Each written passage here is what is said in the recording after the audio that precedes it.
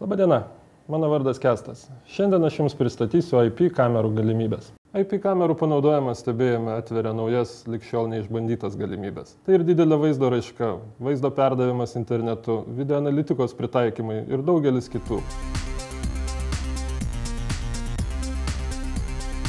Vienas iš IP kamerų privalumų yra tas, kad Jūs galite matyti tiesioginį savo parduotuvės vaizdą iš bet kurio pasaulio krašto. Jums tai reikia prisijungti prie savo interneto naršyklės.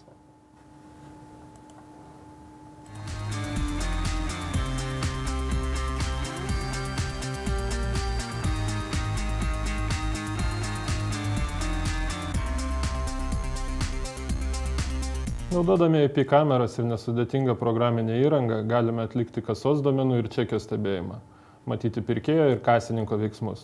Norimą vaizdą galima sustabdyti,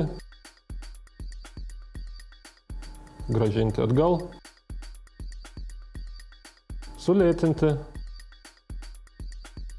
ir atspausdinti.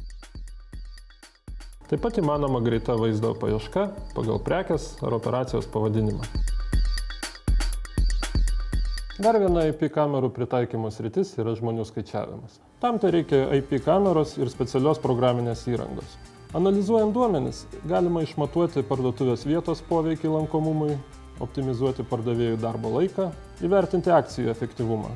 Verta paminėti, kad IP kamerų diegimas tikrai paprastas. Joms prijungti pakanka tik tai vieno tinklo kabelio. Jo perduodamas ir vaizdas, ir garsas, ir maitinimas. Tikiuosi, kad šios technologijos atvers naujas galimybes Jūsų verslui.